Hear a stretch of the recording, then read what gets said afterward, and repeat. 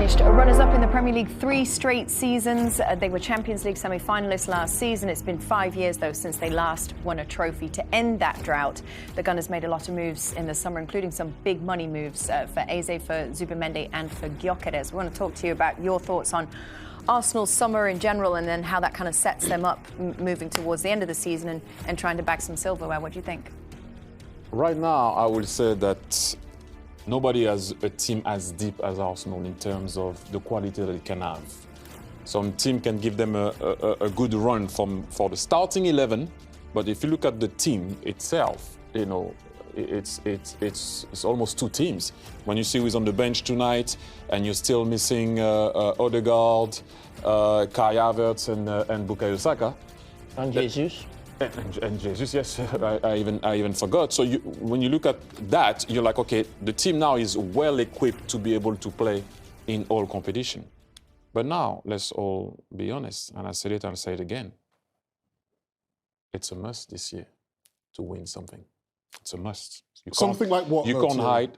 Are you talking league? Any competition that you're playing, whatever it is, you have to bring something.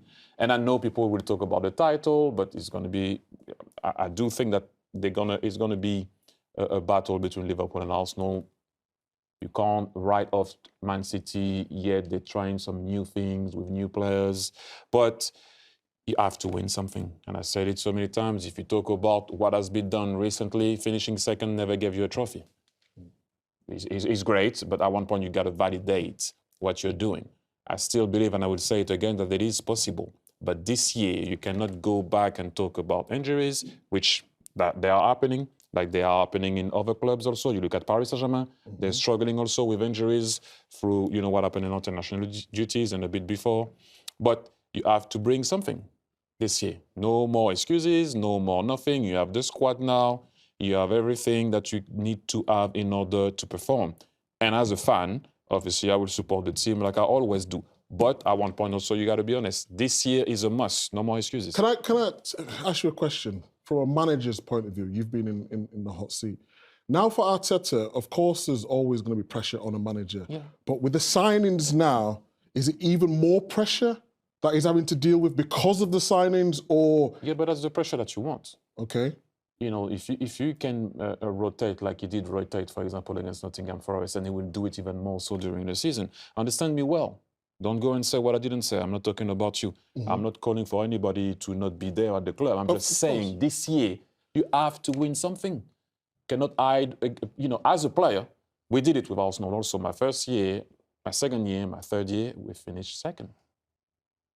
And then we won the double in 2002. I mean, not my first year, I wasn't there yet, sorry, in 99, they finished second. Then my first year, my second year, we finished second, so that's 3 years in a row. You know, when I came back from the summer, I was like, we have to win something this year, regardless of what it is. I think a couple of years ago, we'd say Arsenal still need to win something. Now we're getting at that stage. But for me, I don't even think it's like the FA Cup. You want to win the FA Cup or another cup, it's nice. Arsenal have a squad now. When you look at their bench, and Thierry mentioned some of the players who are still missing, that's what you'd expect to see on Paris Saint-Germain's bench or Real Madrid when we've spoken about those clubs in the past. Arsenal have to go really, really closely. I mean, in terms of Mikel Arteta right now, we talk about spending, and Liverpool have spent a lot more this summer, no doubt. But in terms of a club, Arsenal don't sell well. They don't sell any players. Liverpool do, and Chelsea do as well. They bring a lot of money in to give them the chance to then go and spend big. Arsenal don't. So in terms of the top of his club, they have backed him to the hilt. They're just continually spending money to create this squad and this team, and they have to pay them back now. So I'll ask you a question for you. Like, if I don't like to compare eras and go back to, because we're going to that. If I was in that dressing room, I'm aiming for the title. Oh yeah, has to be. Of course. Now, again, but I'm not. As a fan, I would want my club to win something. If I was a player in that dressing room, I'm saying I'm going title first. That's what I want. But when you play for the title, you need to go and get it. Not play, not to lose games. And I've said that a long time ago. I'm not saying that since this year. I've been saying for a long time.